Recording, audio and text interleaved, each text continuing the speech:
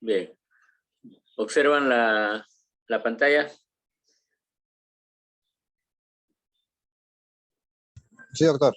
Ok. Bien, comenzamos entonces. Bien, nos va a tocar lo referente al sistema cardiovascular, es decir, lo que conforma tanto el corazón como los vasos sanguíneos. ¿Okay? Sobre todo en lo referente a la histología. ¿Okay? Bueno, Doctor, disculpe, antes de que empiece, ¿podría ver la sala de espera, por favor? a todos los invité a ingresar. A ver.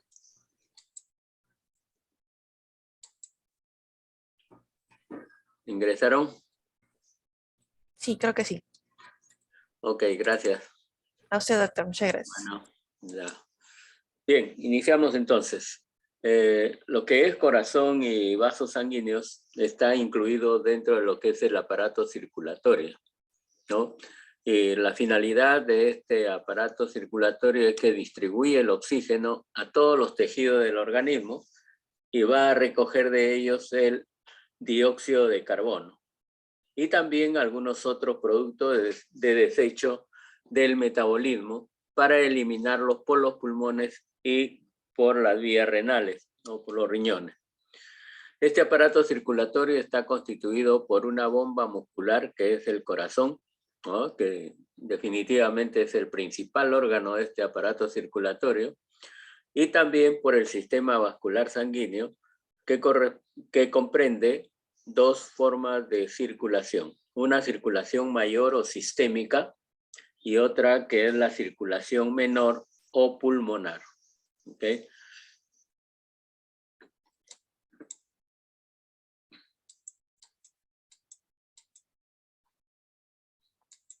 Veamos primero el órgano principal, que es el corazón.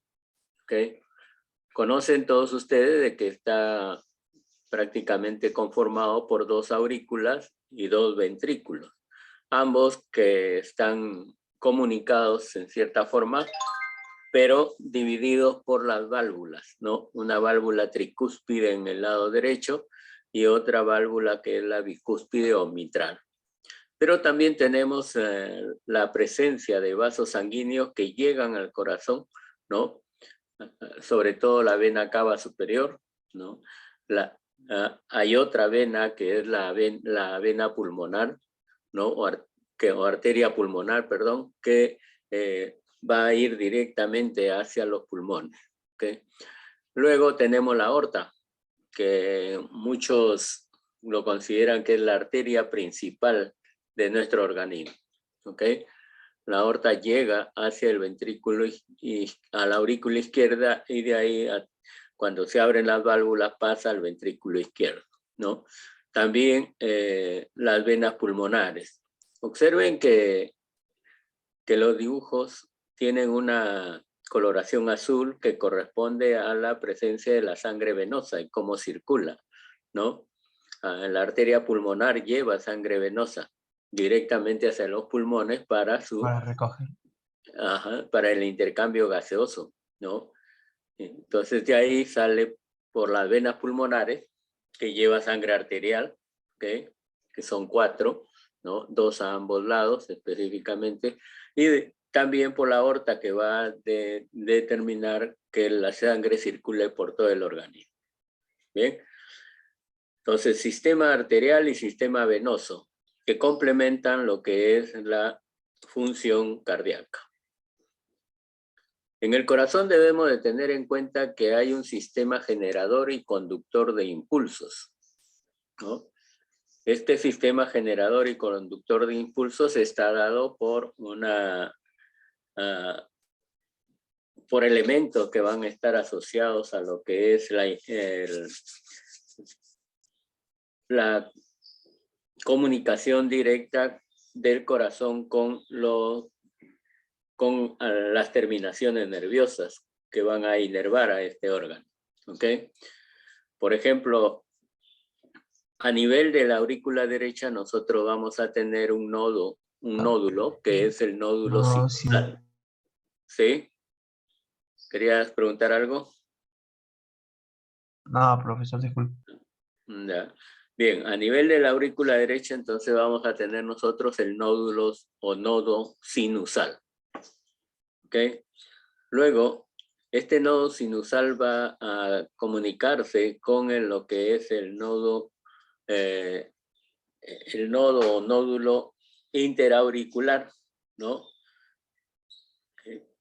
Después vamos a tener lo que es el nódulo aurículo-ventricular, ¿ok? Que se va a continuar con ramales que dan para el ventrículo izquierdo y para el ventrículo derecho, ¿no? A esto se le denomina el haz de His, ¿ok?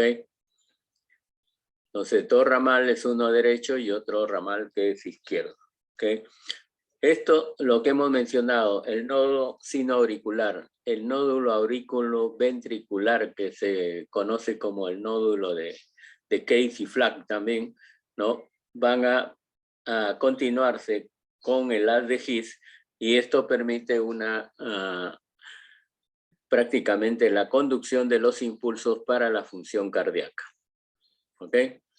Y esa función cardíaca ustedes probablemente ya lo han estudiado en fisiología, que va a corresponder gráficamente, ¿no? Se traduce con esos impulsos eléctricos en lo que conocemos nosotros con el electrocardiograma, ¿no es cierto? Entonces, esto es lo que grafican ustedes en el electrocardiograma. Acá tienen una imagen también de lo mismo, el nodo sinoauricular, luego el nodo aurículo-ventricular y el haz de His. ¿Okay? Debemos de manifestar también de que a nivel de las válvulas, ¿no? Estas tienen en su estructura tejido fibroconectivo. ¿Ok? Entonces, no sé si he incluido, pero este tejido conectivo que va a estar a nivel de las válvulas, tanto de la válvula aurículo-ventricular, ¿no? La válvula que corresponde a la aorta, la válvula que corresponde a las pulmonares, ¿no? Y también la válvula aurículo-ventricular derecha, ¿no? Va a conformar lo que es el esqueleto cardíaco. ¿Okay? Ese esqueleto cardíaco, ¿no? Acá está, ¿no? Es tabique membranoso, es decir, tabique de tejido conectivo denso específicamente, ¿okay? ¿No? Lo que corresponde a la pulmonar, lo que corresponde a la válvula aórtica, ¿no? Lo que corresponde a la válvula aurículo-ventricular izquierda y a la válvula aurículo-ventricular derecha. A esto es lo que se le denomina esqueleto del corazón. No tiene nada que ver con estructura ósea, a pesar de que se llama esqueleto. ¿Ok? Es tejido conectivo denso, son como membranas. ¿Ok? Prácticamente en la parte central ustedes van a encontrar que se forma un trígono, ¿no? Algunos lo conocen así como el trígono de este esqueleto cardíaco. ¿Ok? Trígono en relación a forma un triángulo específicamente. ¿Okay? Entonces, esto tiene singular importancia porque la conducción eléctrica, ¿no? O bioeléctrica que va a llegar al corazón, que hemos dicho se distribuye por los nodos, el nódulo sinoauricular, el nódulo aurículo-ventricular y el haz de His, no afecta a este esqueleto cardíaco. ¿Por qué razón? Porque el tejido conectivo o tejido fibroso o membranoso, como figura acá, rechaza la conducción eléctrica. Entonces, estas áreas del esqueleto del corazón van a formar la zona en la cual no influye el estímulo bioeléctrico del corazón, ¿no? Prácticamente es como una defensa hacia las funciones de bioelectricidad que se producen en este órgano. ¿Okay? Entonces, no va a interferir en nada la conducción eléctrica en relación a las válvulas específicamente, ¿no? Ya que es tejido fibroso que rechaza o repele la conducción bioeléctrica. Bien. Veamos ahora la histología de este órgano, ¿ok? La estructura histológica va a estar formada por el endocardio, que es la parte más interna, el miocardio, que ya lo conocen ustedes, que es el músculo cardíaco específicamente, y el pericardio, que en este caso el pericardio visceral, que es el que envuelve todo el corazón, una capa de tejido conectivo que envuelve a este órgano, ¿ok? Y que con la otra membrana, que es el pericardio parietal, que está unido a la parte mediastinal, ¿no? Y que está en relación con las costillas y con el esternón, ¿no? Se le va a denominar el pericardio parietal. Entre ambas hojas pericárdicas hay un espacio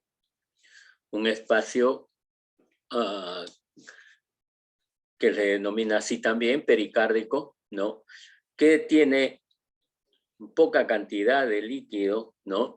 Pero que por lo general debe permanecer siempre libre, no aumentar esa cantidad de líquido que posee, ¿no? Entonces, ¿por qué razón debe permanecer libre? Igual vamos a mencionar con los pulmones, que va a dejar un espacio entre las dos hojas pleurales, ¿no? Esos espacios deben ser por lo general libres, ¿no? Para poder permitir los movimientos característicos del corazón, la sístole y el diástole. Y cuando este espacio se llena de líquido, entonces ahí se le conoce como derrame pericárdico, que es muchas veces fatal, dependiendo de la cantidad de líquido que se acumule ahí en ese espacio, porque no va a permitir los movimientos cardíacos, ¿ok? Entonces es como una obstrucción que impide que realice el clásico sístole y diástole, y que puede provocar, ¿no?, con seguridad una insuficiencia cardíaca, y el paciente puede llegar a fallecer, ¿ok? Entonces, ese espacio siempre se considera como un espacio virtual. ¿Bien? ¿Y por qué se podrá llenar de líquido? ¿Alguien tiene una idea?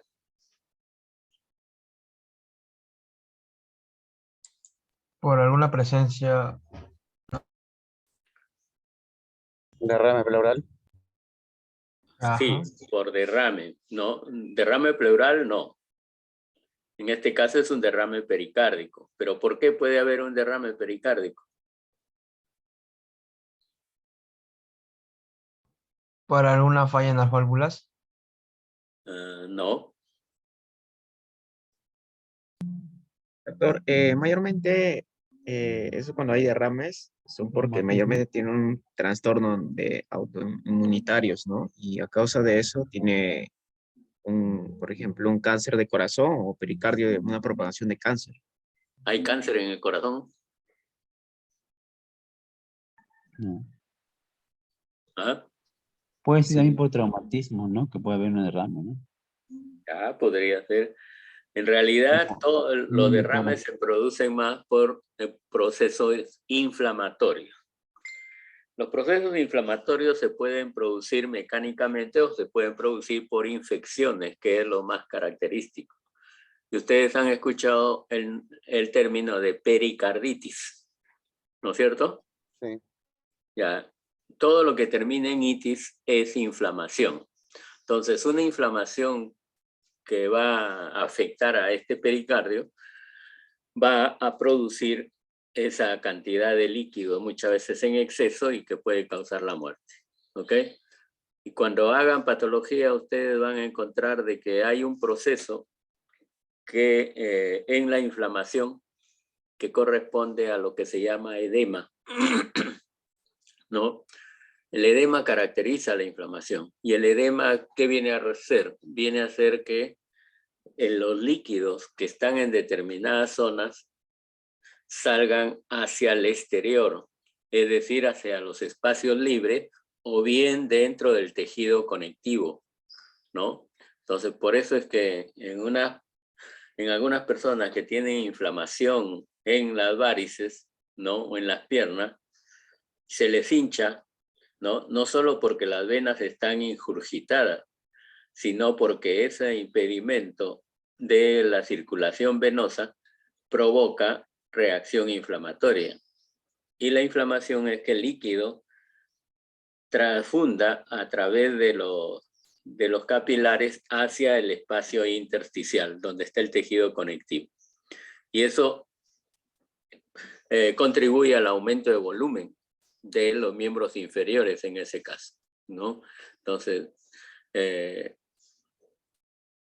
todo proceso inflamatorio, como corolario de lo que les menciono, siempre lleva a formación de edema. De ahí que una de las características de la inflamación es precisamente edema. ¿Ok?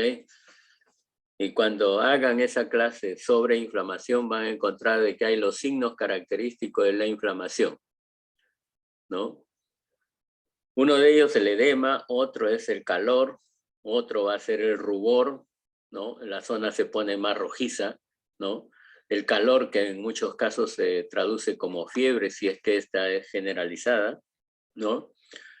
Y la otra es la limitación funcional, ¿no? Un cuarto signo característico en la inflamación. ¿Ok? Y eso es notorio, ¿no es cierto? Porque ustedes, cuando tienen inflamación en determinada zona de su organismo, no pueden realizar la misma actividad. ¿Ok? Por ejemplo, si hay inflamación a nivel digestivo y se traduce en alguna molestia digestiva, ya no pueden seguir alimentándose como lo hacían corrientemente. Tienen que darle tratamiento para esas alteraciones. ¿No sé? ¿No?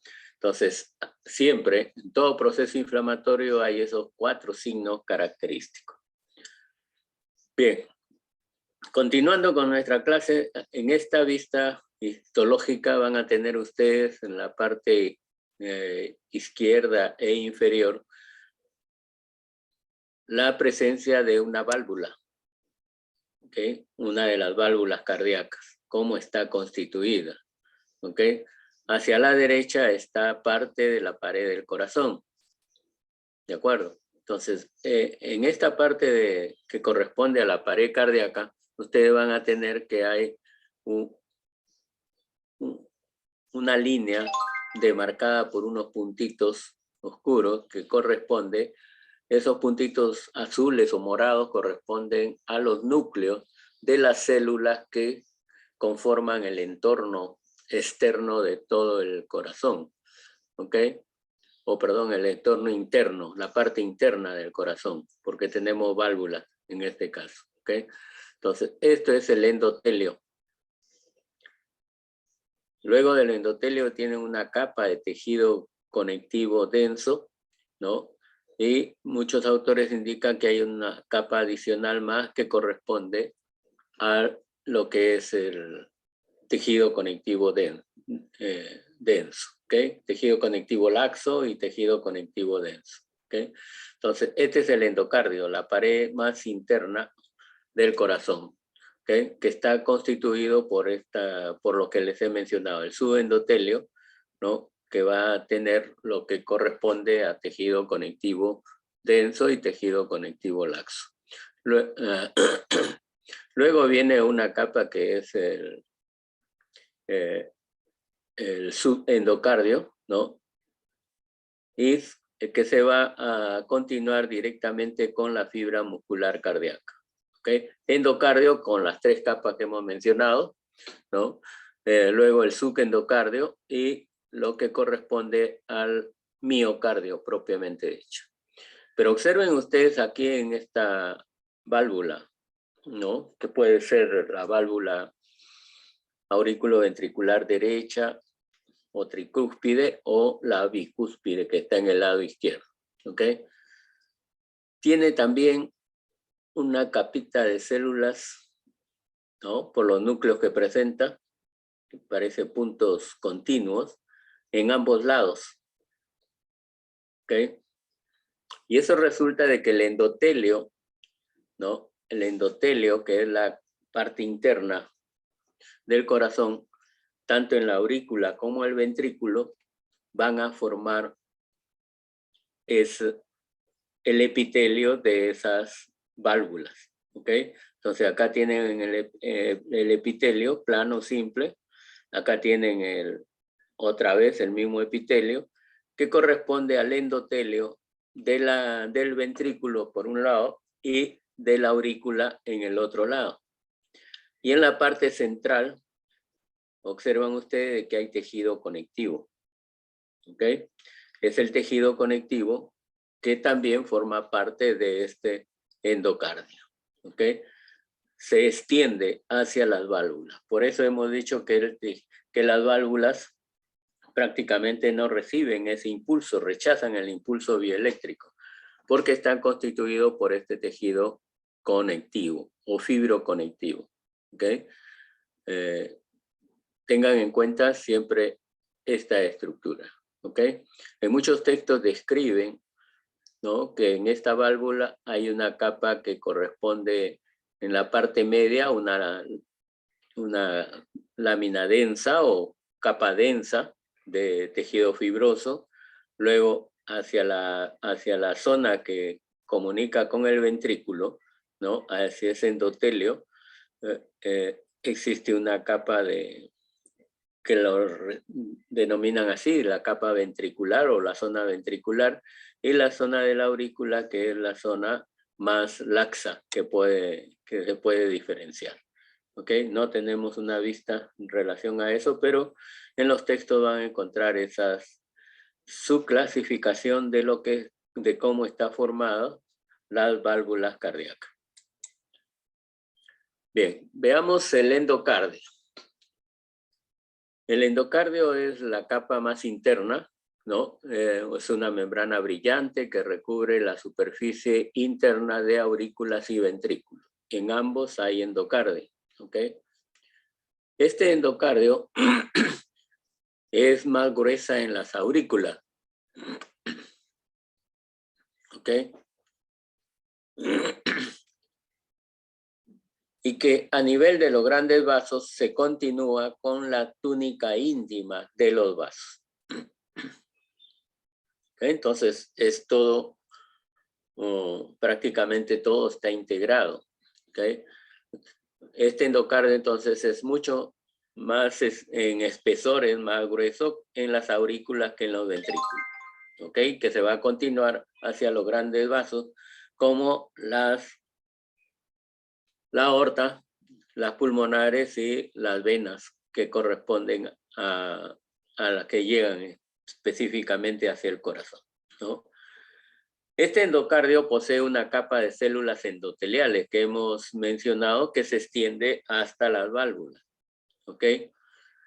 Inmediatamente por debajo vamos a tener el subendotelio, que es tejido conectivo laxo, ¿ok? Luego viene una capa de tejido conectivo denso y se continúa con fibras musculares lisas. También hay músculo liso conformando la histología del corazón. ¿Okay? Luego, este endocardio se une al miocardio por lo que se conoce como subendocardio y que tiene una característica especial. Además de actuar en modo filtrado de la alimentación, productos metabólicos, toxinas de la sangre participan al control integrado del líquido extracelular del líquido aleatorio. ¿Sí?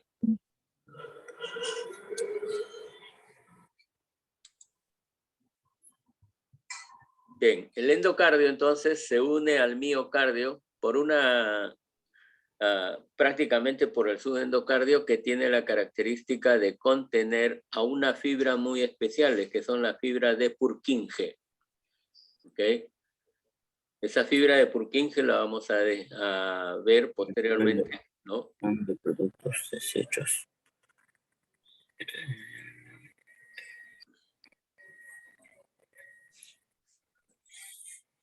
Bien, y vamos a mencionar que esta fibra de Purkinje tienen especial función porque ahí es donde va a intervenir directamente los ramales de las de His específicamente y también de los nodos sinoauriculares. ¿Okay? Bien, acá tienen ustedes, ¿no? El endotelio, el subendotelio, una capa de tejido conectivo denso, y estas que están señaladas como PF son las que corresponden a las fibras de Purkinje. ¿Ok? Fibra de Purkinje porque se le da un nombre especial porque son más grandes que las fibras musculares propiamente dichas del miocardio. Pero también son fibras musculares, solo que se diferencian por el tamaño y porque en la parte que está alrededor del núcleo presenta un área clara, ¿no? Como si fuese un halo, ¿ok?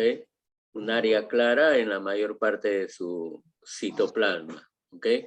Entonces, esa área clara está formada por una gran cantidad de glucógeno, se menciona específicamente, ¿ok? Que va a caracterizar y diferenciar a esta fibra de Purkinje, ¿ok? Entonces, el endotelio, que está con la letra EN, ¿ok? El subendotelio de tejido conectivo laxo, ¿ok? Otra capa de tejido conectivo denso y también de fibras musculares lisas, ¿ok? Luego tenemos el subendocardio, que se caracteriza por la presencia de estas fibras de Purkinje. ¿Okay? Fibras de Purkinje. Acá tienen una coloración especial con hematoxilina férrica, en la cual se señalan, especialmente en este recuadro, lo que es la fibra de Purkinje. ¿Okay? Tienen un halo claro bastante evidente y que la distingue de las fibras musculares, que corresponde a lo que es la presencia de glucógeno en su interior. ¿Okay? Bien, la importancia de esta fibra de Purkinje es que son conductoras de la despolarización eléctrica de la fibra del nódulo sinoauricular al nódulo auriculoventricular. ¿Ok? Y se encuentra por debajo del endocardio del septo interauricular. ¿Ok? Entonces, la finalidad de estas fibras es recibir la conducción eléctrica, pero la despolariza específicamente. ¿Okay? Bien. Ustedes ya conocen el miocardio específicamente, ¿no? Que son fibras musculares estriadas, pero que presentan el núcleo central, ¿no es cierto? Núcleo central, ¿okay? Que es una característica del músculo liso, y en el ergastoplasma o citoplasma, para no olvidarnos del nombre, existen unas estrías, que es la característica del músculo estriado. ¿Ok? Entonces, esta fibra muscular cardíaca tiene la característica de los dos tipos de músculo que conocemos. Pero además, cada fibra cardíaca se une a otra, ¿no? Por los denominados discos intercalares. ¿Okay? La unión de dos fibras cardíacas o miocárdicas está dado por los discos intercalares. ¿Y qué vienen a hacer los discos intercalares? Vienen a ser prácticamente una especie de uniones intracelulares o intercelulares que son de tipo desmosoma, y también hay uniones de tipo GAP, GAP. ¿Ok? Dos tipos de unión en estas fibras musculares cardíacas. ¿Bien? Que forman el disco intercalar.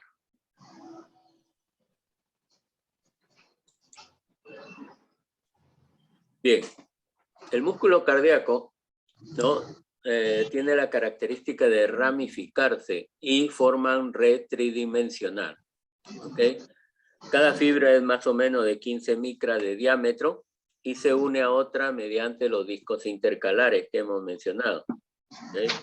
Las fibras cardíacas, prácticamente su recorrido es en paralelo, pero da ramificaciones que comunican a dos fibras cardíacas vecinas, aunque no estén en el mismo sentido, sino en el lado lateral, ¿ok? En el lado que corresponde a la presencia de otra fibra miocárdica, ¿ok?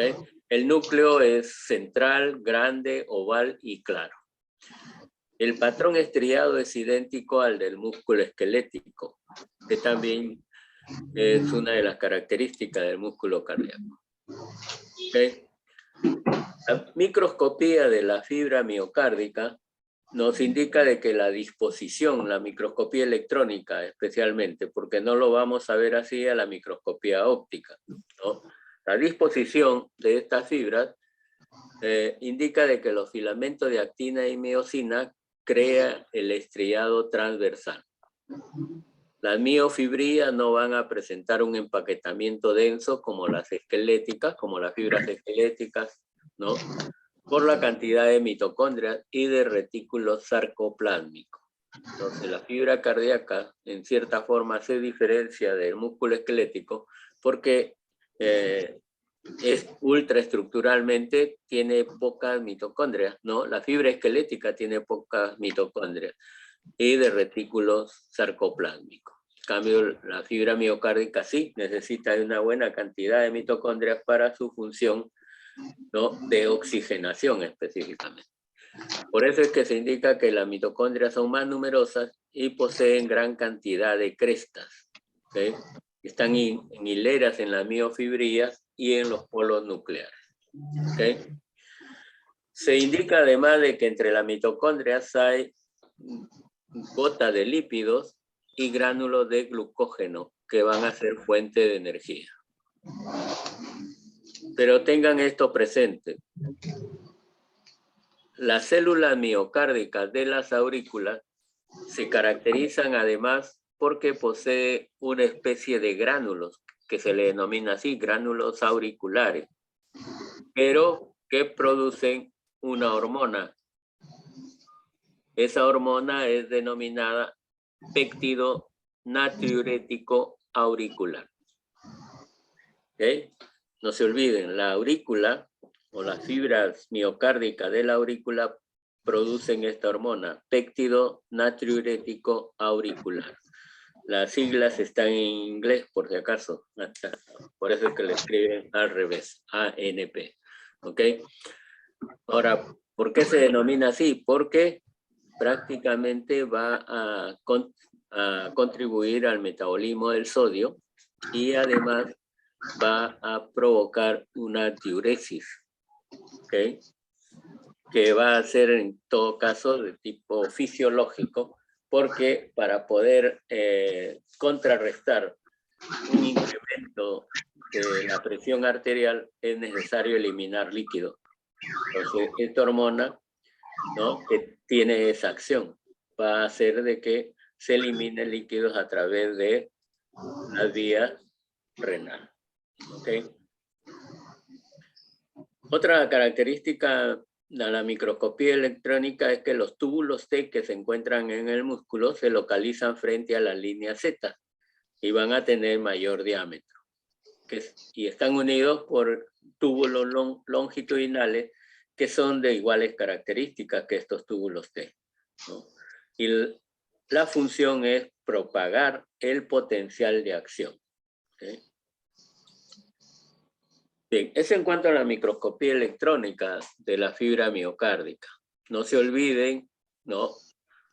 Que en cierta forma lo más importante es que a nivel de la aurícula se produce una hormona. La hormona péptido natriurético auricular. ¿Okay? Bien.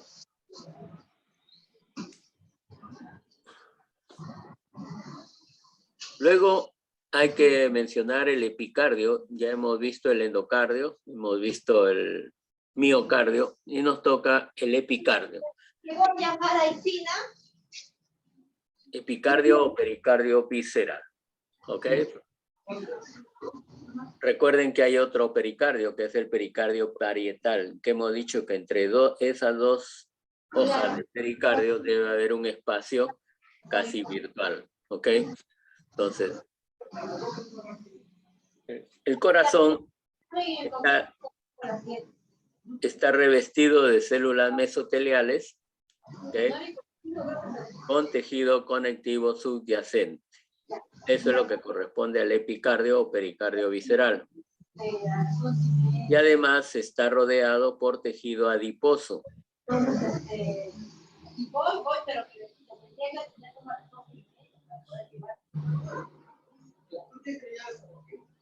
Por favor, ¿podrían apagar ese micro?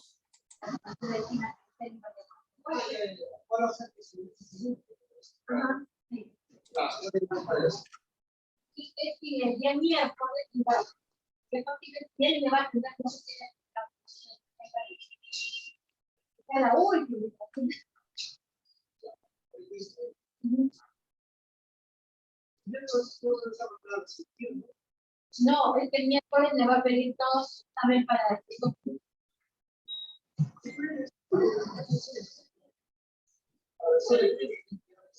de repente, ¿cuál pregunta se tiene que para porque es una parte?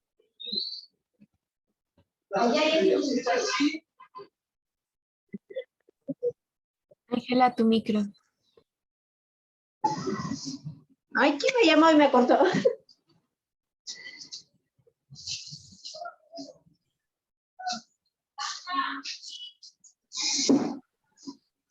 Bien. El epicardio o pericardio visceral es lo que reviste prácticamente de forma directa a todo el corazón. ¿Okay? En la zona que corresponde a la aurícula es mucho más amplio que en el ventrículo. ¿Okay? Y está revestido por células mesoteliales, ¿no?, que va a tener tejido conectivo, ¿no?, con fibras, algunas fibras colágenas, fibras elásticas, reticulares, pero hay tejido adiposo también en su interior. ¿Ok? Y en todo ese tejido adiposo y conectivo existen vasos sanguíneos que van a ser ramas de las venas y arterias coronarias. ¿Ok? Y además también van a encontrar algunas terminaciones nerviosas, nervios periféricos. ¿Okay? Entonces, tal como se señala acá, este es el miocardio. Luego van a tener arterias, que son ramas de la arteria aorta, o pueden ser ramas también de la vena del mismo tipo, ¿okay? Adipocitos o tejido adiposo, ¿no? Tejido adiposo común específicamente, y la presencia de nervios, ¿ok? Nervios periféricos. Muy bien, eso en relación al tejido miocárdico o al corazón específicamente. ¿Okay? Veamos ahora el sistema vascular. Habíamos indicado de que hay una circulación menor o circulación pulmonar, que es la sangre que va a llegar hacia el corazón, la sangre venosa específicamente, ¿no?, llevada por las venas pulmonares, ¿no?, o ramas también de estas venas, ¿no?, que en el pulmón se realiza el intercambio gaseoso. Y una vez que la sangre se vuelva oxigenada, va a pasar al corazón por estas venas pulmonares y de ahí, a través de la aorta, se distribuye al resto de nuestro organismo. Hasta llegar a la zona de capilares, ¿no?, donde se realiza otra vez el intercambio de sangre arterial por sangre venosa, ¿no?, para retornar otra vez hacia el corazón, ¿no? ¿Okay? Entonces, esto corresponde a la circulación mayor, mientras que la circulación pulmonar es la circulación menor. ¿Ok? La sangre sale a través de la aorta, hemos dicho, ya oxigenada, y regresa a través de la vena cava hacia la aurícula derecha. ¿Ok? Acá tienen algunas dimensiones. La aorta es 2.5 centímetros de diámetro y la vena es un poco más un poco más amplia, ¿no? Medio centímetro más, 3 centímetros. ¿Ok? Pero en este esquema, observen ustedes de que tanto la vena como la aorta tiene casi las mismas capas. ¿Ok? Va a tener una túnica íntima, una túnica media y una túnica adventicia. ¿Ok? En las venas a veces la túnica adventicia es mayor en cuanto a espesor. ¿Ok? Bien. Existen otras subcapas en el interior que lo vamos a mencionar conforme vayamos viendo cada una de ellas. ¿Ok? Entonces vamos a ver un corte de una arteria de gran calibre, por ejemplo un corte de la aorta, ¿no? Luego una arteria de mediano calibre, que son las arterias musculares específicamente, y diferenciar sobre todo un capilar de una vénula, y también diferenciar las capas, por las capas específicamente, lo que corresponde a reconocer arteria y a reconocer vena. ¿Ok? Observen que los capilares son las estructuras más pequeñas. ¿Ok? Pueden haber capilares arteriolares como capilares venosos. ¿Ok? Pero van a tener diferente denominación dependiendo del lugar u órgano donde se encuentre. ¿Ok? Y eso es lo que vamos a mencionar ahora, los capilares. Los capilares son los más, las estructuras vasculares más pequeñas que podemos tener. ¿Ok? Y vamos a tener los capilares continuos, este es el ejemplo, ¿no? ¿Ok? En el cual se caracteriza porque las sustancias atraviesan el endotelio, que va a ser esto, ¿no? Vía pignocitosis, ¿no? Esquemáticamente nos indican de que la célula que corresponde a estos vasos del endotelio, ¿no? Están unidas todas. Y como todo endotelio tiene una lámina basal. Entonces, esa lámina basal también es continua. Entonces, ¿cómo puede pasar algunas sustancias fuera del capilar? ¿Ok? Esa sustancia pasa por pignocitosis. ¿Ok? La capacidad que tienen determinadas células para poder atravesar las células endoteliales y la membrana basal. ¿Ok? Entonces, en este capilar continuo, se le denomina así continuo porque las células están unidas, ¿no? Las células endoteliales y la membrana basal también va a estar unida. Luego vamos a tener los capilares fenestrados o viscerales, porque van a estar mayormente en algunos órganos internos. ¿Ok? Se le denomina así porque presenta unas perforaciones que están acá señaladas, o fenestras. ¿Okay? Estas son las fenestras. ¿Okay? Entonces, ¿qué diferencia hay con el continuo? Las células endoteliales, perdón, en este caso es acá, ¿no? Las células endoteliales también van a estar unidas. ¿Ok?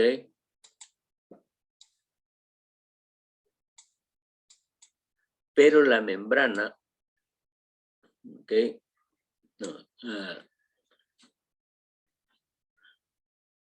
bien, esto me está equivocando. Okay. Las células endoteliales van a dar, en cierta forma, ¿no?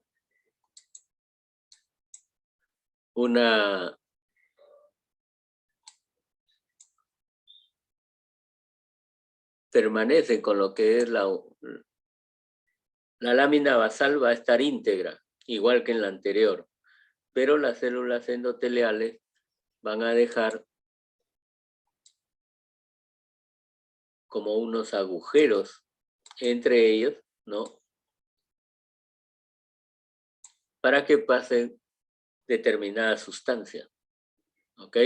Membrana basal íntegra, pero existen estas hendiduras que se conocen con el nombre de fenestra. Por eso de ahí viene el nombre, capilares fenestrados, ¿no? Son una especie de hendiduras, ¿no? Que tienen un diámetro de 60 a 80 nanómetros, ¿ok? Entonces por ahí pasan las sustancias hacia estos capilares, ¿ok? Capilar continuo, como ejemplo, lo vamos a tener en todos nuestros tejidos, ¿ok? En cambio, los fenestrados o viscerales, el ejemplo más característico que podemos mencionar es a nivel del ovillo glomerular, el ovillo que está en los glomérulos renales, ¿ok? El ovillo glomerular, como vamos a ver en tejido renal, ¿no? Prácticamente está formado por este tipo de capilar, ¿ok? ¿No? Ovillo glomerular, ¿ok? Está formado por este tipo de capilar. ¿Por qué razón? Porque va a permitir pasar algunas sustancias, pero de bajo peso molecular para que se forme la orina, ¿no? Todas las sustancias que se eliminan a través de los capilares, ¿no? Pasan por estas fenestras y van a llegar al espacio urinario para ser eliminados. Pero la característica es, como tiene un diámetro determinado, no van a pasar sustancias de alto peso molecular. ¿Ok? Entonces, no se olviden, el ejemplo de capilares fenestrados lo tenemos en los capilares del ovillo glomerular, ¿ok? Que están incluidos dentro del glomérulo renal. Y luego tenemos los sinusoidales, ¿ok? El diámetro de estos sinusoides de 30 a 40 micras, ¿no? Tiene numerosas fenestras o numerosas cavidades, pero la lámina basal también es discontinua y además presenta vesículas pinocitóxicas. Entonces, como ejemplo, ¿no? En estos capilares sinusoidales, las células endoteliales presentan esas fenestras, ¿ok? Presentan, ¿no? Que son hendiduras, para otros autores son hendiduras mucho más grandes que las fenestras, ¿ok? Entonces son fenestras, pero de mayor dimensión. Y la membrana basal también la van a ver discontinua. Entonces las sustancias van a pasar entre las células endoteliales, ¿no?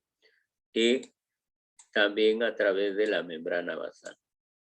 Y el ejemplo característico que vamos a tener de estos capilares sinusoidales es en el hígado, ¿ok? Ustedes cuando estudiemos glándula del aparato digestivo, vamos a mencionar de que hay sinusoides hepáticos que están ubicados entre los hepatocitos. Los hepatocitos se distribuyen en el hígado en columnas, todas están unidas, todas las células hepáticas. Luego, ¿no? Hay una columna, luego existe otra columna, pero entre ambas hay un espacio. Ese espacio corresponde a los sinusoides, ¿ok? Los sinusoides hepáticos, que está constituido por estos capilares denominados sinusoidales, ¿ok? Entonces, ejemplo, en la primera que hemos mencionado, ¿no? Continuos, están en la mayoría de nuestros tejidos, ¿ok? Fenestrados o viscerales, el ejemplo característico es en el ovillo glomerular del glomérulo renal, y los sinusoidales a nivel de los sinusoides hepáticos. Existen también otros sinusoides en otros órganos, por ejemplo, en el vaso hay sinusoides, en la hipófisis también, ¿no? Que caracterizan en cierta forma a un determinado tipo de irrigación para esos órganos, ¿eh? Muy bien. Luego vamos a tener la diferenciación entre arteria y vena. Este es un esquema bastante ilustrativo. Todos tienen, ¿no? Arteria y vena tienen una túnica íntima, que es la capa más interna, ¿ok? Tiene una túnica media, ¿ok? Que es de músculo, y van a tener una túnica adventicia, ¿ok? Que es tejido conectivo predominantemente laxo, ¿ok? En algunos con presencia de tejido adiposo, pero que es mucho más amplia a nivel de la vena que en la arteria, ¿ok? ¿Qué debemos de tener en cuenta? A pesar de que en este esquema se señalan algunas características sumamente iguales, ¿no? Algunos manifiestan de que la arteria siempre tiene una luz más regular, ¿ok? A diferencia de la vena, en el cual la vena tiene una luz casi irregular, que aquí en el esquema no está mencionado, ¿ok? Pero observen que en el interior de la vena, ¿no? Sobre todo en las venas de gran calibre y mediano calibre, ¿no? Hay esta estructura, ¿ok? Las venas presentan válvulas, ¿ok? O valvas, válvulas o valvas, ¿no? Al igual que los vasos linfáticos, la arteria no posee esas válvulas. Las venas y vasos linfáticos sí. ¿Por qué razón? Porque impiden, estas válvulas, impiden que la sangre que circula, ¿no? Retorne hacia la parte más inferior de estos vasos, ¿ok? Impide el retorno venoso, en otras palabras. En cambio, la arteria no tiene esas valvas o válvulas. Pero lo que va a ser más destacado en la arteria es que entre la íntima o la capa íntima hoy en día se considera que tiene un endotelio, un subendotelio, que es de tejido conectivo laxo predominantemente, y va a estar delimitada por una capa que es la limitante elástica interna, o limitante interna nada más, así se la denomina, ¿no? Y lo vamos a ver en la imagen histológica. Y luego viene la capa muscular, ¿no? Que predominantemente se encuentra en las arterias de mediano calibre, músculo liso. Pero en la arteria de gran calibre, que es la aorta, presenta una mayor cantidad de fibras elásticas. Por eso es que la arteria aorta la denominan arteria elástica, por la gran cantidad de fibras elásticas que posee en su capa media o túnica media. ¿Ok? Y además, esa túnica media está delimitada por una capa también, que es la limitante elástica externa. Y luego viene la túnica adventicia, ¿ok? Formada por tejido conectivo, entre ellas fibras colágenas, fibras elásticas, ¿no?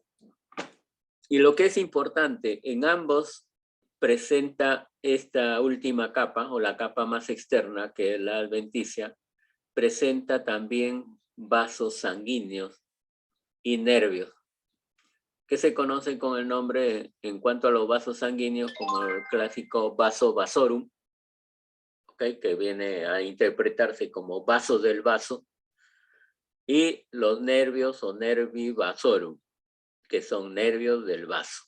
¿Ok? Entonces tienen esas estructuras, ¿no? Observen una magnificación de lo anterior, un esquema también en ambos lados de la histología. Lo que corresponde a una vena con una tinción hematoxilina eosina, y esta es otra tinción, ¿no? Que va a corresponder a esta última a la presencia de las fibras, ¿no? Del tejido conectivo, ¿no? Que corresponde a una coloración, en este caso que se ve fibras oscuras o negruzcas, corresponde a una coloración argéntica. Acá tiene la magnificación. Esta es la arteria, la que está en la capa, en la parte inferior, y una vena en la parte superior. Noten definitivamente que la capa muscular en las arterias es mucho más grande en espesor, ¿no? Tiene un mayor espesor.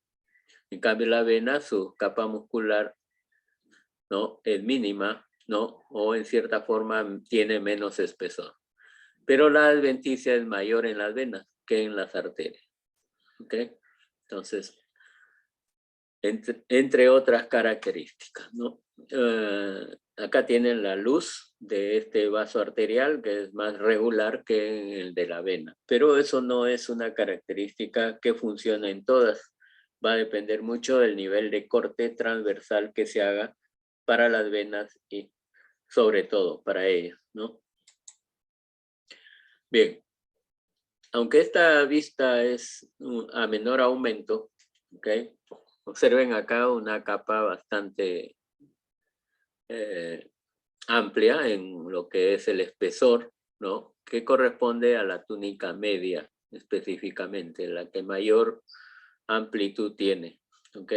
Luego viene la túnica adventicia y la túnica íntima. La túnica íntima está formada por un endotelio, luego viene el subendotelio, e inmediatamente después debería observarse la limitante elástica interna. ¿Ok? Una arteria elástica como la aorta se le denomina así porque tiene un gran número o una gran cantidad de fibras elásticas en su túnica media, pero también tiene fibras musculares lisas, solo que estas fibras elásticas son las que predominan en ella, a diferencia de las arterias de mediano calibre. En las arterias de mediano calibre, la mayor cantidad de fibras que existen es fibras musculares lisas. Y las fibras elásticas también existen, pero en menor cantidad. ¿Okay? Entonces, debido a ello es que se le da el nombre a esas arterias. Las arterias de gran calibre son de tipo elástico y las arterias de mediano calibre son de tipo muscular. ¿Ok? Se señala la aorta y su rama como ejemplo de estas arterias con túnica elástica bastante abundante en esta parte de la túnica media. ¿Okay? Y en las arterias de mediano calibre, recuerden casi todas las arterias que le han enseñado en anatomía. La mayoría de arterias de nuestro cuerpo son de mediano calibre, ¿no? Entonces pues van a tener ustedes la radial, la cubital, la femoral, ¿no? Son de mediano calibre y en las que predomina la capa de fibras musculares en la túnica media, ¿ok? O predominan las fibras musculares específicamente. Y en la parte inferior tienen la túnica adventicia, ¿no? Que acá tiene fibras colágenas bastante, pero tiene lo que se señala acá, ¿no? Con 2B minúsculas, perdón, 2B chicas, ¿no? Que son los vasos vasorum. ¿Okay? No se muestra acá los nervos vasorum, pero también existen. Observen, esta es otra vista de una arteria, ¿no? Probablemente sea muscular, ¿no? Pero nos sirve para mostrar lo que es la limitante elástica interna, que es esta fibra ondulante que ven muy cerca al endotelio. Acá la L significa la luz del vaso. El endotelio, que no se ve los núcleos acá, ¿no? ¿Okay? El endotelio, el subendotelio, la parte más clara, y esta línea rojiza, bastante notoria, ondulante, corresponde a la limitante elástica interna. Hoy en día todos los textos consideran como parte de la túnica íntima. Entonces, ¿cómo está constituida la túnica íntima? Por un endotelio, un subendotelio de tejido conectivo y la limitante elástica interna, ¿okay? Que va a permitir dividir a esta túnica íntima de la capa media. ¿Okay? Acá tiene. Esta vista sí corresponde a una arteria elástica, ¿no? ¿Okay? Se ve las fibras más ondulantes, oscuras acá, corresponde a las fibras elásticas. ¿Ok? También tiene fibras musculares lisas, sí, pero esto se nota así mucho mejor cuando se hace una coloración especial. ¿Ok? Por ejemplo, hay la coloración hematoxilina de Verhoeven, en el cual las fibras elásticas se ven muy bien teñidas de negro o teñidas de un color azul bastante intenso. ¿Ok? Y acá tienen la adventicia, ¿no? Puede haber fibras colágenas, ¿okay? Pero en esta vista no se observan vasos vasorum ni nervos vasorum. Bien. Acá tienen la imagen de una arteria muscular o de mediano calibre. Muscular porque predominan las fibras musculares lisas en la capa media de ella. Y acá tienen ustedes la capa íntima, ¿no? Que está delimitada por la limitante elástica interna, que se observa muy bien con esta coloración negruzca. A veces se puede emplear la coloración argéntica para que se pinte de negro esta limitante elástica interna, ¿no? Hacia la parte final de esta capa media, ¿no? En su unión con la túnica adventicia, también hay fibras elásticas.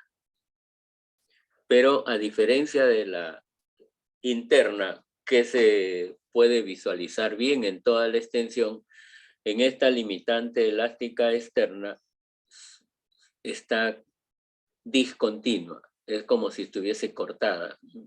¿Ok? Por eso a veces no se identifica una parte, otra vez pasan ustedes la vista y otra vez va a aparecer, ¿no? Entonces, en este lado, en su relación con la túnica adventicia, esta limitante elástica externa es discontinua, ¿no? Y la túnica adventicia, que tiene tejido conectivo, puede ser laxo y puede tener también la presencia de lo que corresponde a tejido adiposo u otras fibras del tejido conectivo. Bien, otra vista que corresponde también a una arteria muscular. Las fibras musculares lisas, bien ordenadas, ¿no? No están ondulantes como la fibra elástica, ¿ok? Una arteria de mediano calibre, ¿no? El endotelio lo pueden apreciar bien, ¿no? A veces la túnica íntima es mínima, ¿ok? Y la adventicia que acá muestra otra vez los vasos vasorum. No se olviden, son vasos del vaso. La diferencia entre arteriola y vénula. Esta es una arteriola y esta es una vénula. Definitivamente que el calibre va a disminuir en forma notoria. ¿Ok? La arteriola todavía puede presentar algunas fibras musculares lisas, ¿no? Una o dos lo describen, ¿no? En la literatura. ¿Ok? La luz es bastante uniforme. Las células endoteliales se observan porque hacen relieve hacia la luz, ¿no? Los núcleos fundamentalmente hacen relieve hacia la luz del vaso. En cambio, la vena casi siempre lo vamos a ver con presencia de hematíes, ¿no? Tiene un endotelio, ¿okay? Y la pared es mucho más delgada. ¿Okay? Si en la arteria en la vena de gran calibre y mediano calibre, su pared era más delgada que la arteria, en estos casos es mucho más delgada, ¿no? Tiene una capa de fibras musculares lisas, ¿no? Que es la que le da el tinte rosado para delimitarla. ¿Okay? Muy bien, ¿alguna pregunta hasta ahí? ¿No hay preguntas? No, profesor. Bueno, nos queda poco tiempo para ver la siguiente. Avanzaremos hasta donde sea posible. ¿Okay?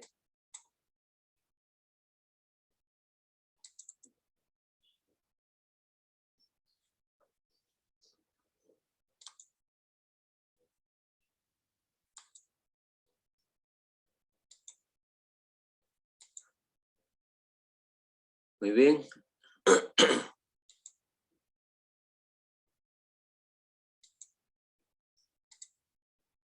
Bien. Veamos ahora lo que corresponde al tejido nervioso. La clase de tejido nervioso es bastante amplia, hay que conocer algunas cosas importantes también, ¿no? Porque este tejido nervioso, ¿no? Algunos lo denominan también sistema nervioso, va a estar siempre coordinado con lo que es el sistema endocrino, ¿no? Porque van a ser integradores del organismo. ¿Okay? El sistema endocrino, por ejemplo, media reacciones difusas y prolongadas con la producción de hormonas, mientras que el sistema nervioso es la base estructural para reacciones precisas, rápidas y más cortas, mediante el sistema de conducción y respuesta a estímulos. No debemos de dejar de mencionar de que el sistema nervioso es importante para las funciones de muchos tejidos de nuestro organismo. Sobre todo, el músculo esquelético y el músculo cardíaco no van a poder funcionar sin la intervención del sistema nervioso. ¿Ok? E igual forma para el sistema endocrino. Las inervaciones para todas las células de nuestro organismo, ¿no? O para todas las estructuras de nuestro organismo van a ser importantes, siempre. Bien. El sistema nervioso incluye todo el tejido nervioso del organismo y la función principal es la de comunicación, ¿no? Interconecta a toda nuestra anatomía. Y para el caso de la clase debemos de ver lo que son las células especialmente, ¿no? Vamos a tener nosotros la célula fundamental del sistema nervioso, que es la neurona, ¿no? Y es la célula especializada para todas las funciones de irritabilidad y conductividad, pues generan un impulso nervioso. Este impulso nervioso puede transmitirse a distancias considerables y siempre esa transmisión es como un potencial eléctrico, ¿ok? Luego vamos a tener los receptores sensoriales, ¿no? Que van a ser también estructuras celulares que transforman los estímulos nerviosos en actividad eléctrica y las envían al sistema nervioso central. ¿Ok? Por ejemplo, nos ha pasado accidentalmente, ¿no? A veces uno coge una rosa, ¿no? Y si no le han quitado las espinas, uno accidentalmente puede hincarse, ¿no?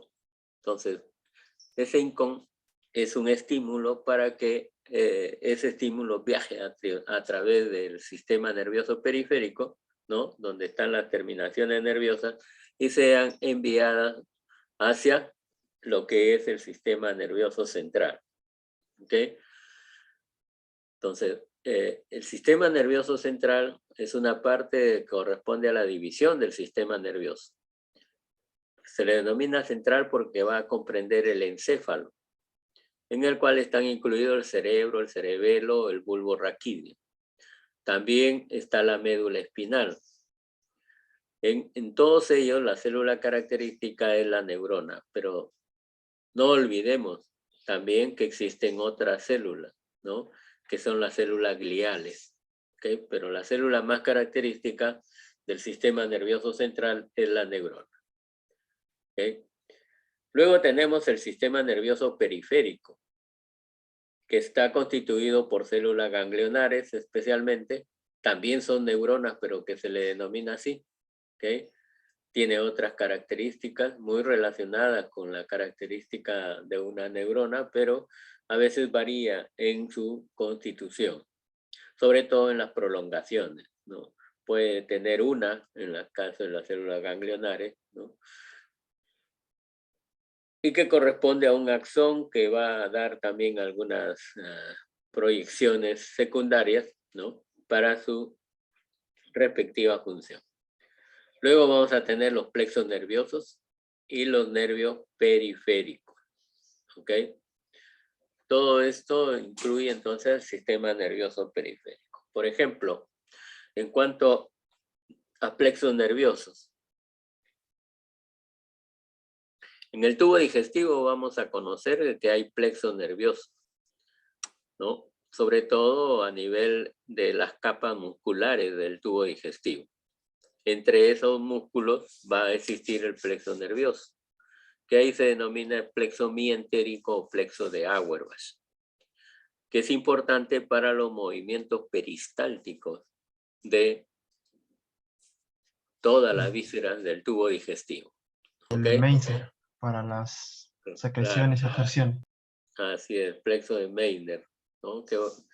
El Meissner está dirigido específicamente para las secreciones porque está en la submucosa de estas estructuras digestivas, mientras que el plexo nervioso de Auerbach está entre las capas musculares, ¿no? Ambos están formados por células ganglionares, ¿ok?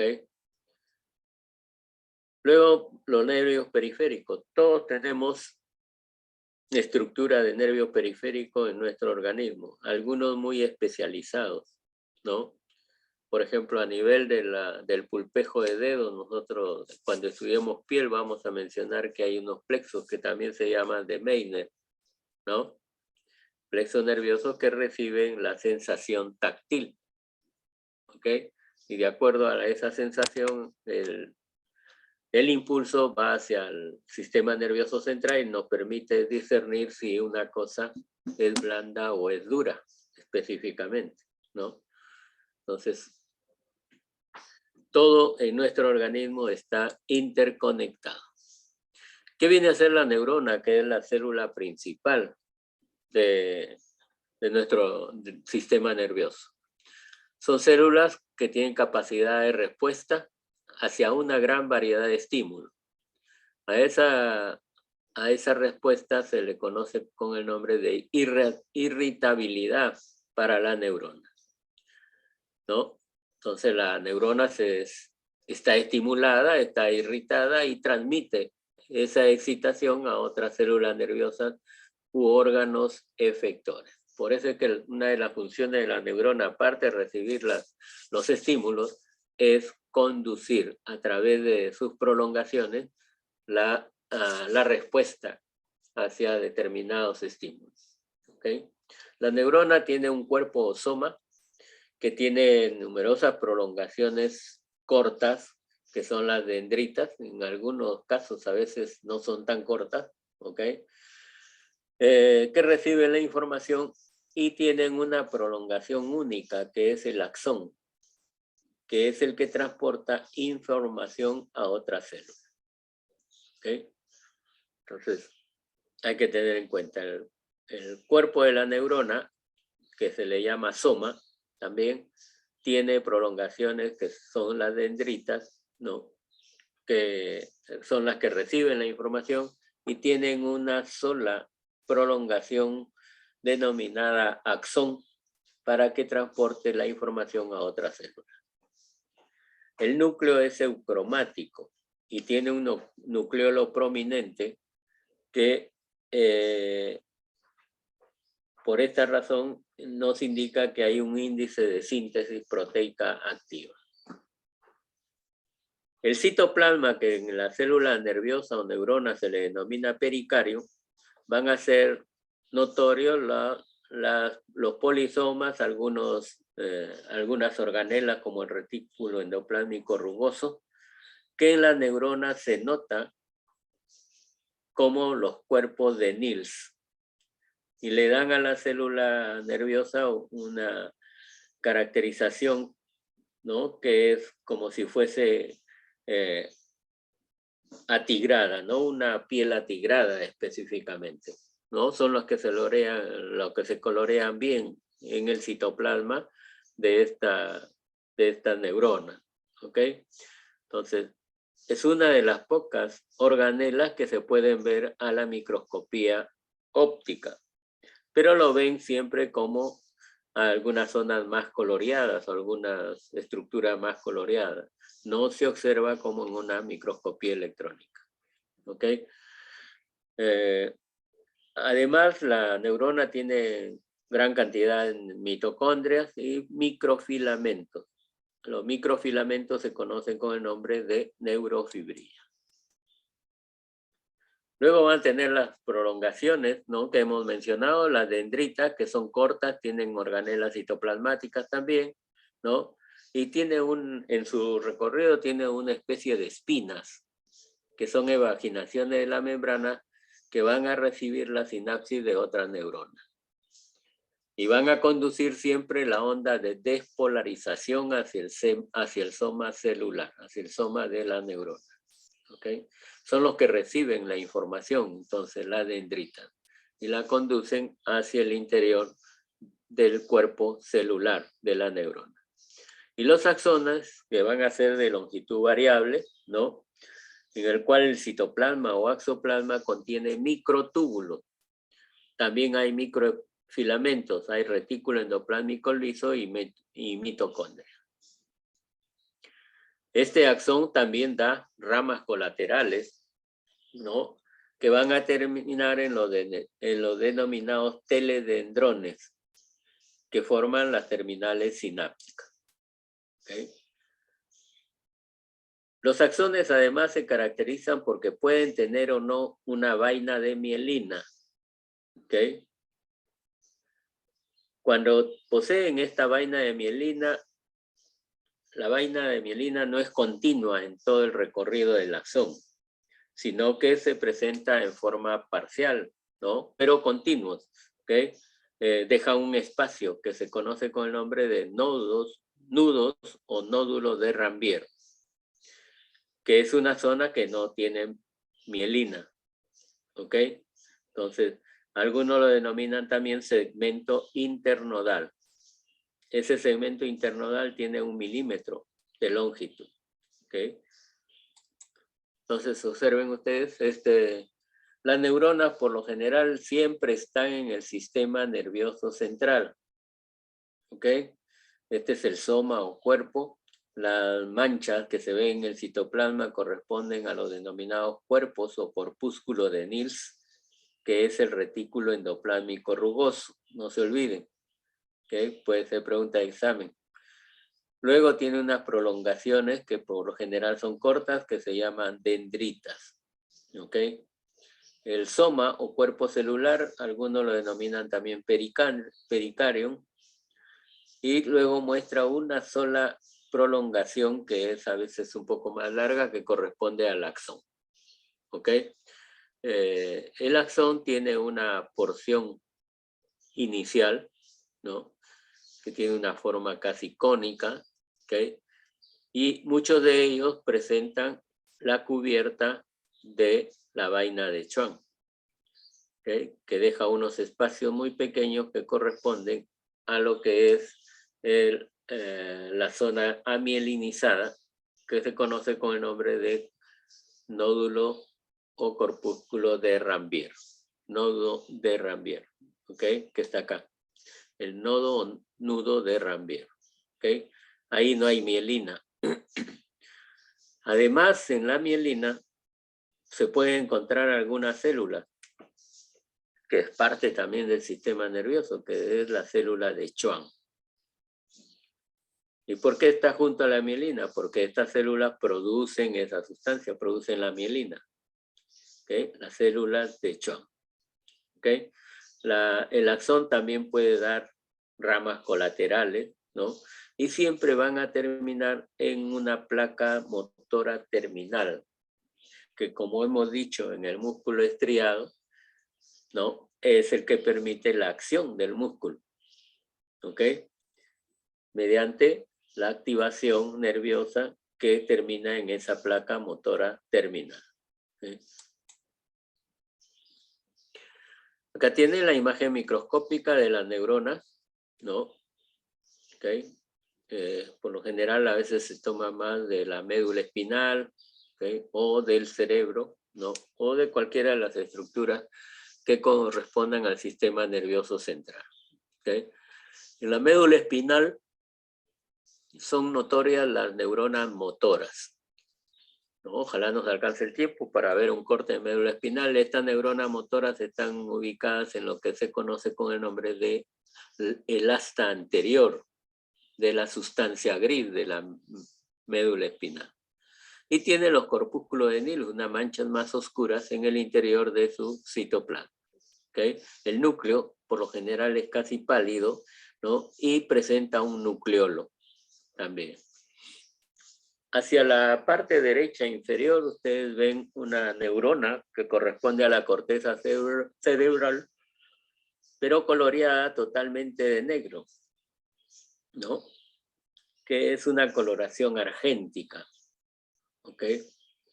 La coloración argéntica que tiene en su estructura plata, ¿no?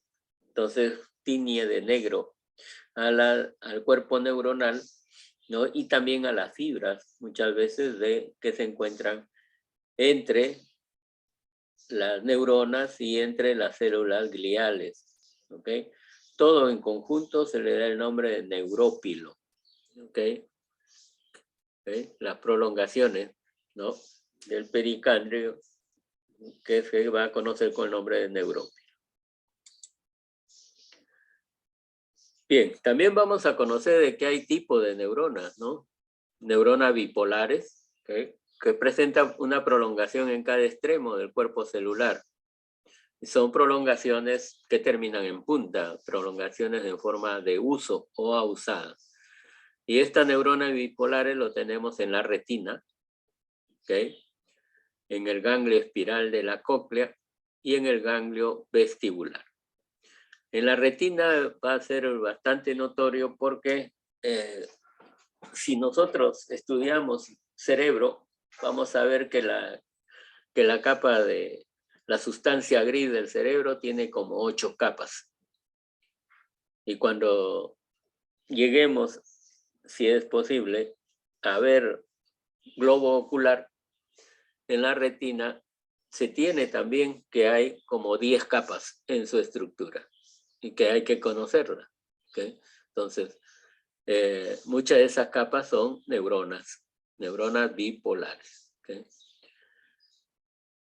Hay otras neuronas que se le denomina como pseudo-unipolares, que se encuentran en la etapa embrionaria, presentan 2 prolongaciones que se unen y forman como una letra T.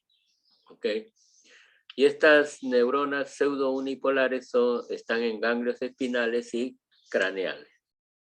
Y luego tenemos las más conocidas, las neuronas multipolares. Son aquellas neuronas que tienen forma estrellada. ¿Ok? Que muchos no lo recordamos porque es el ejemplo de célula estrellada. ¿Okay? Son las más frecuentes, poseen un axón y varias dendritas, y el ejemplo característico son las neuronas motoras, que las vamos a tener específicamente a nivel de la médula espinal. ¿Sí? Acá tienen los esquemas, una neurona bipolar, ¿okay? Neurona pseudo monopolar o pseudo unipolar, ¿okay? Que a veces se unen y forman una especie de letra T. ¿Okay? Luego la neurona piramidal por la forma de la célula, ¿no? La célula de Purkinje, que es una célula que lo van a observar ustedes en el cerebelo, tiene numerosas prolongaciones dendríticas. ¿Okay?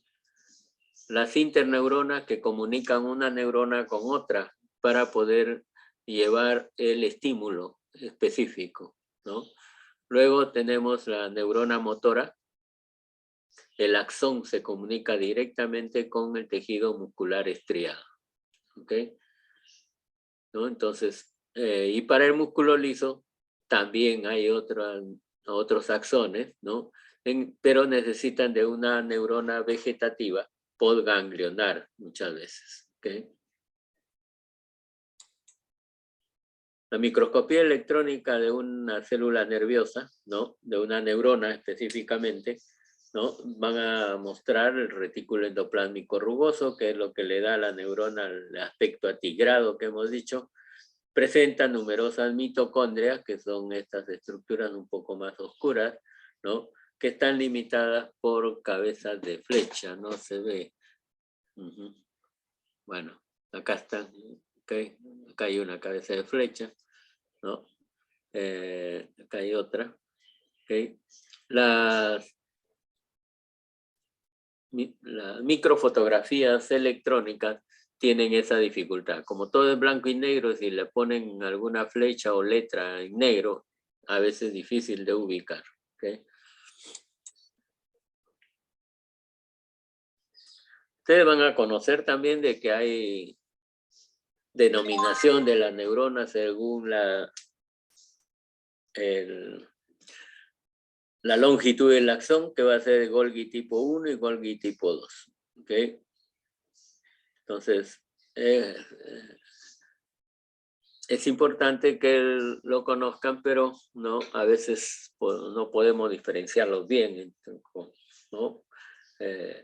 Está en relación a quien la describió especialmente, ¿no? Que fue Golgi, ¿no? Y empleó coloraciones especiales para poderlas diferenciar, ¿no? El Golgi tipo 1 tiene numerosas dendritas, un axón muy prolongada, a diferencia de los Golgi tipo 2, que siempre son neuronas de asociación o interneuronas, ¿no? Las que permiten ampliar la acción del estímulo hacia otras neuronas específicamente. ¿Okay? Y el neurópilo, que es un entretejido de prolongaciones dendríticas, axones y glías. A las células gliales se les conoce como células no neuronales, ¿no? Y que son específicamente células de sostén. Y entre esas células gliales vamos a tener los astrocitos, ¿no? En el cual se indica que hay fibrosos y hay de tipo protoplásmico. ¿Ok? Se caracteriza porque tiene procesos pediculares o pies que siempre van a estar en contacto con un vaso sanguíneo, con un capilar sanguíneo específicamente, ¿no? Ustedes lo van a ver acá, ¿no? Astrocito protoplasmático fibroso siempre en relación con un capilar sanguíneo. Siempre. ¿Ok? Y a través de esos pies, ¿no? Se unen a esos vasos. Acá tiene la vista microscópica, ¿no? El astrocito, y a esos pies, ¿no? Se le conoce como procesos pediculares perivasculares. Eso es característico, el astrocito con la presencia de un vaso sanguíneo siempre muy vecino a él. Luego tenemos los oligodendrocitos, ¿no? Que tienen menos prolongaciones, menos ramificaciones en especial, ¿no? En relación con los astrocitos, ¿ok? Su núcleo es más pequeño, son oscuros, y de hecho los oligodendrocitos son de tamaño menor, ¿ok? Pueden ser de tipo satélite o de tipo interfasciculares, ¿ok?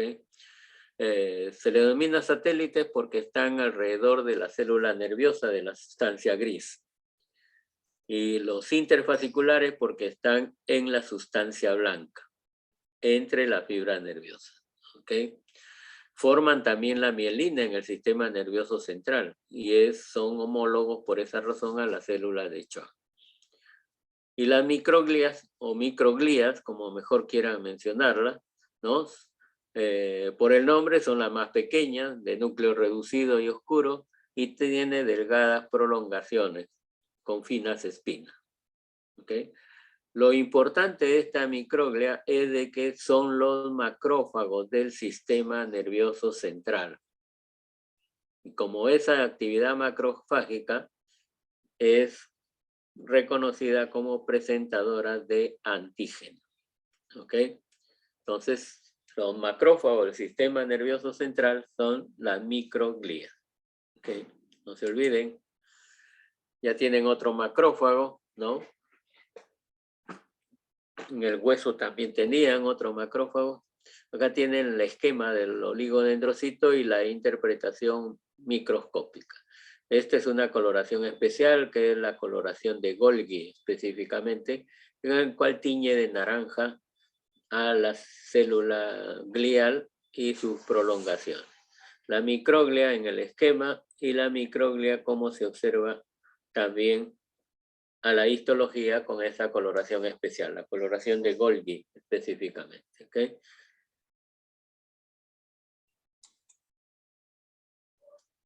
Y vamos a terminar con esto que es el epéndimo.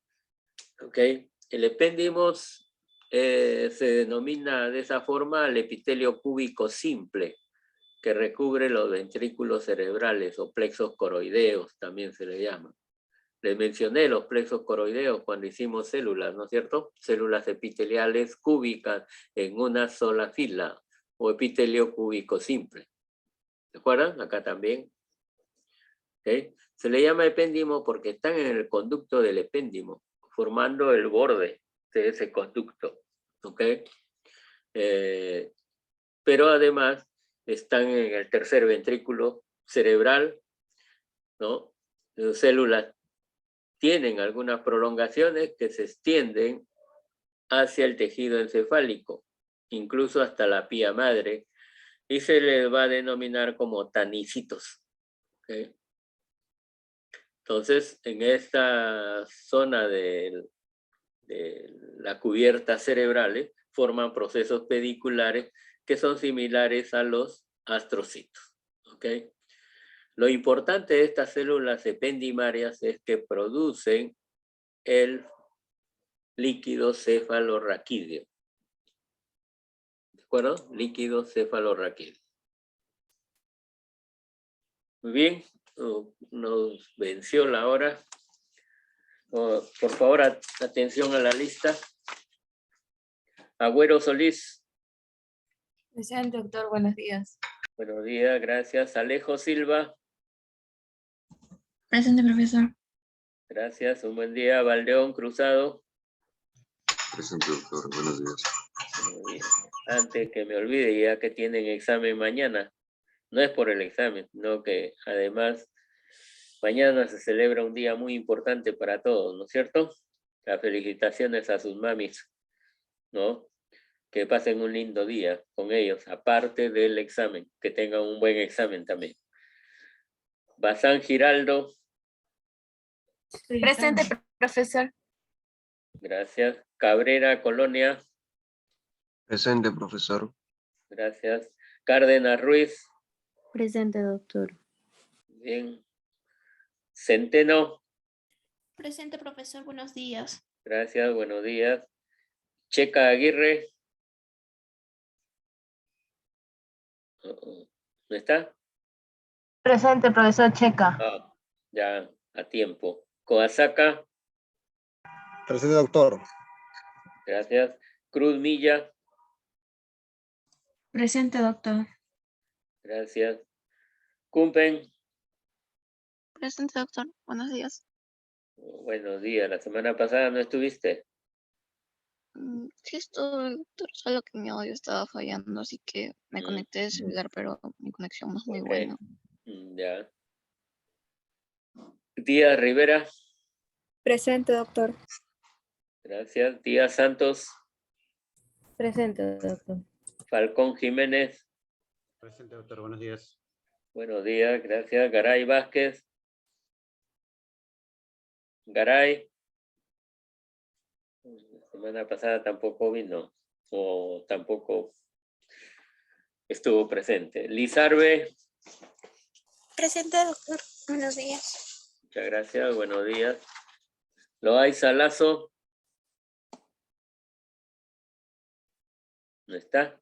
Montoya Ordóñez. Presente, doctor. Buenos días. Buenos días, gracias. Namuche, Jaime. Presente, doctor. Buenos días. Buenos días. Ortiz Chacoli. Presente, profesor. Buenos días. Gracias, un buen día. Osorio Quiñón. Osorio, ¿no está? Osorio presente, doctor, disculpe. Ya, a tiempo. Pagan, Choquecagua. Presente, doctor. Buen día, gracias. Pinchi. ¿Está?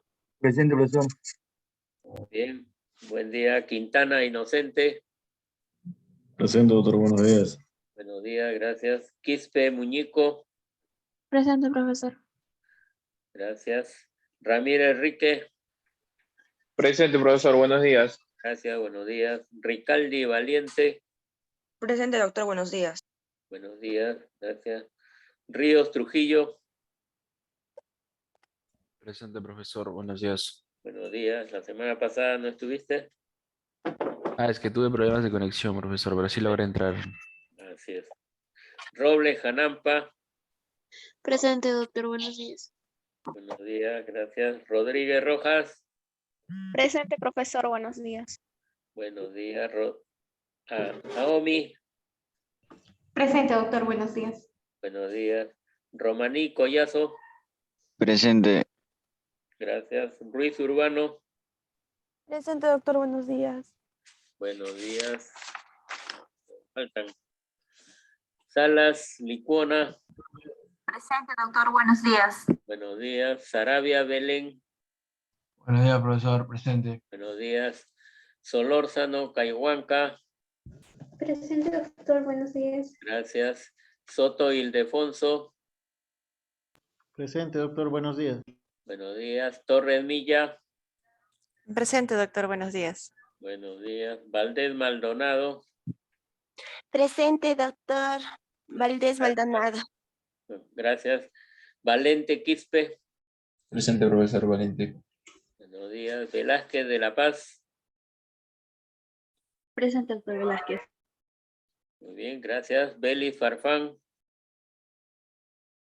Presente, doctor. Buenos días. Buenos días. Vilches Ibarra. Presente, doctor. Buenos días. ¿Qué pasó la semana pasada? Estaba por problemas en el trabajo. Ajá. Bien. Villanueva Andrade. Presente, doctor. Buenos días. Buenos días. Villegas Villalobos. Presente, profesor. Buen día. Gracias. Hernández Ajalcriña. Presente, profesor. Buenos días. Buenos días. Ramos Dueñas. Presente, profesor, buenos días. Tampoco asististe la semana pasada. La semana pasada usted estaba hablando de los tejidos hematopoyéticos, pero me botó el Zoom, ya no pude entrar para la lista, profesor. Ok. Guayani. Doctor, buenos días. Buenos días. Torres Milla. Presente, doctor, buenos días. Buenos días. Soto Córdoba. Presente, profesor.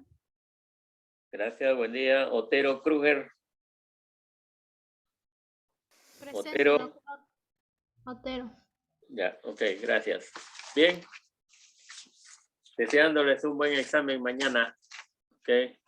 Y alístense para la práctica de la siguiente semana.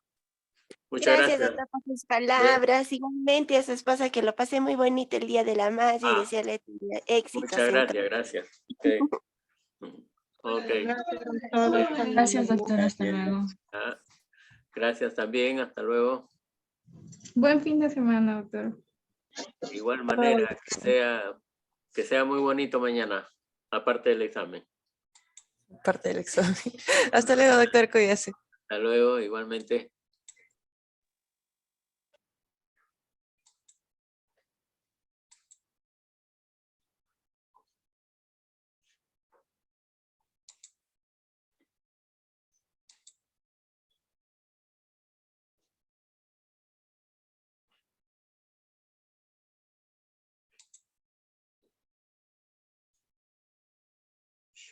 Doctor, una consulta.